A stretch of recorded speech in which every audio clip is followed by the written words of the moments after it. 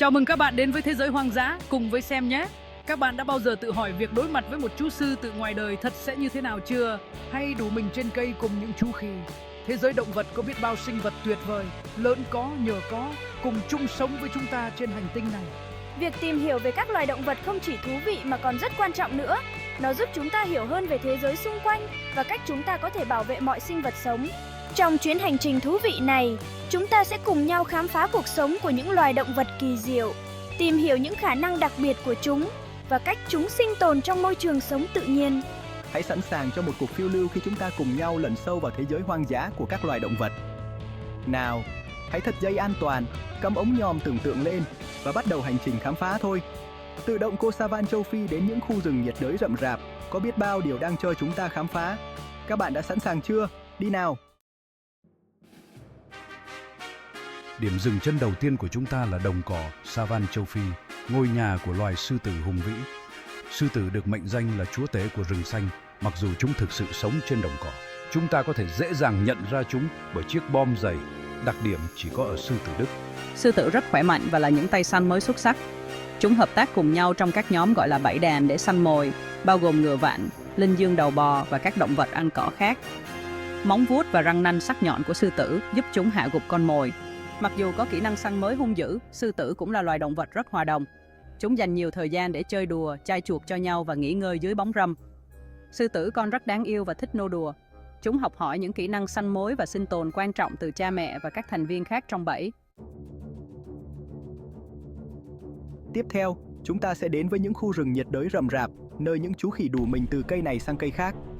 Khi là loài động vật vô cùng nhanh nhẹn và khéo léo, chúng sử dụng cánh tay dài, đuôi khỏe và bàn tay chắc khỏe để di chuyển dễ dàng qua tán cây. Có rất nhiều loại khi khác nhau, mỗi loài đều có những đặc điểm riêng biệt. Một số loài khi, như khi hú, được biết đến với tiếng kêu in ỏi có thể vang xa hàng dặm. Những loài khác, như khi nhen, có từ chi cực kỳ dài và chiếc đuôi có thể cằm nằm, hoạt động như một cánh tay thứ năm. Khi là loài động vật rất thông minh và nổi tiếng với bản tính tinh nghịch, chúng là những sinh vật sống theo bầy đàn, dành cả ngày để tìm kiếm thức ăn, chơi đùa và chai chuột cho nhau. Từ loài khi lùn nhỏ bé đến loài mandrill to lớn. Khi là những sinh vật tuyệt vời mang đến sự sống và sinh động cho những khu rừng nhiệt đới mà chúng gọi là nhà. Hãy cùng di chuyển đến một khu vực khác của thảo nguyên để gặp gỡ loài động vật trên cạn lớn nhất trái đất, vời. Những gã khổng lồ hiền lành này được biết đến với kích thước đồ sộ, chiếc vòi dài và cấp ngà ấn tượng. Với sử dụng vòi của chúng cho nhiều công việc khác nhau, như uống nước, lấy thức ăn, thổi kèn cảnh báo và thậm chí là thể hiện tình cảm. Cấp ngà của chúng, thực chất là răng của dài da, được sử dụng để đào bới, tự vệ và lọt vỏ cây. Với là động vật ăn cỏ, có nghĩa là chúng chỉ ăn thực vật. Chúng dành phần lớn thời gian trong ngày để ăn cỏ, lá cây, trái cây và vợ cây. Những gã khổng lồ hiền lành này là loài động vật sống rất hòa đồng và sống theo bầy đàn do một con voi cái lớn tuổi nhất và giàu kinh nghiệm nhất dẫn đầu. Với được biết đến với trí nhớ và trí thông minh phi thường, chúng cũng là những sinh vật rất tình cảm và thể hiện nhiều hành vi khác nhau, từ vui mừng và tinh nghịch đến đau buồn và thương tiếc. Phần 5. Hươu cao cô vươn tới bầu trời. Hãy chuẩn bị ngăng cao cổ để gặp gỡ loài động vật có vú cao nhất trái đất, hươu cao cổ. Những sinh vật duyên dáng này có thể được nhận ra ngay lập tức bởi chiếc cổ dài, đôi chân dài và hoa văn đốm.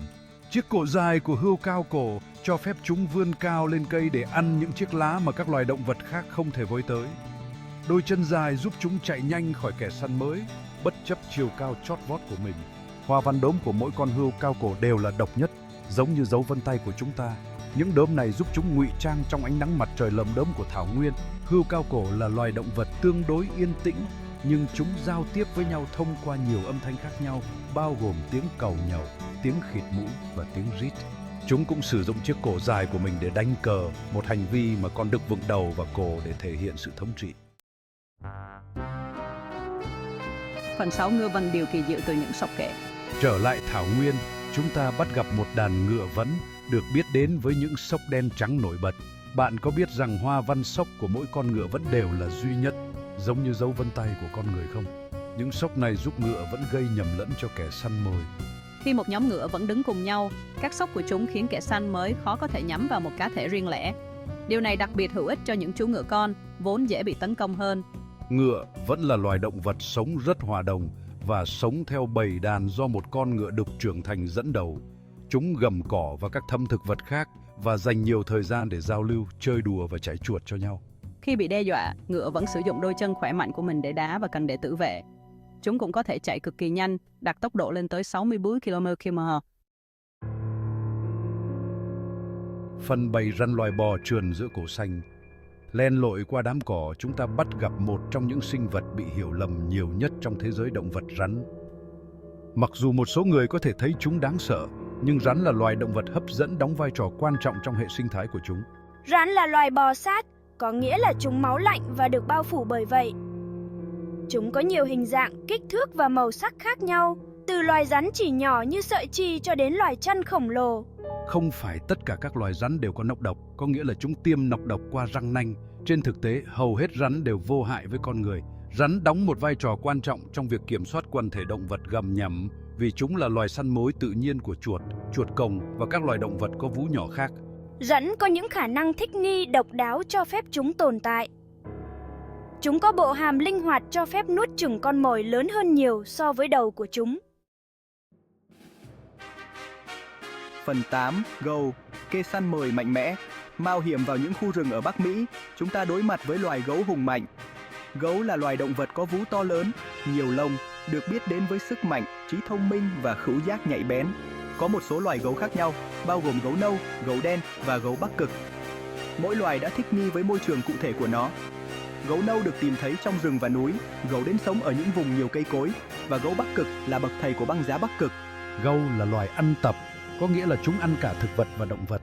Chế độ ăn uống của chúng thay đổi tùy theo mùa và sự sẵn có của thức ăn. Chúng ăn quả mỏng, quả hạch, côn trùng, cá và thậm chí cả động vật có vú nhỏ. Gấu là loài động vật sống đơn độc trong phần lớn thời gian của năm, ngoại trừ mùa giao phối và khi nuôi con. Gấu mẹ cực kỳ bảo vệ con non của chúng và dạy chúng những kỹ năng sinh tồn thiết yếu. Phần 9. Đại dương sống động, khám phá sinh vật biển. Hãy cùng lần xuống đại dương bao la và bí ẩn, nơi có vô số loài sinh vật biển. Từ sinh vật phù du nhỏ bé đến cá voi khổng lồ, đại dương tràn đầy sức sống. Một trong những loài động vật biển mang tính biểu tượng nhất là cá heo. Những sinh vật thông minh này được biết đến với bản tính vui tươi và khả năng nhào lượn. Chúng là loài động vật sống rất hòa đồng và sống theo nhóm được gọi là đàn.